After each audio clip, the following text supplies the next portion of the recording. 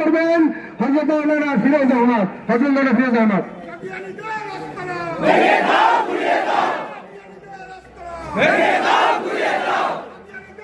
ভাইরা আমার, ইতাআতীদের সাথে আমাদের কোনো ঝগড়া বিবাদ নাই, কিন্তু আজকে যেভাবে আমাদের তাবলীগ ভাইদের উপরে টুঙ্গি ইস্তেমার ময়দানে আমাদের ভাইদেরকে রক্ত ঝরিয়েছে, শহীদ করেছে, আজ আমরা আর চুপ থাকতে পারছি না।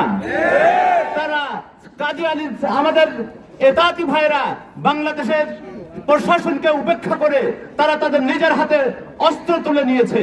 আমরা এর প্রতিবাদ করছি।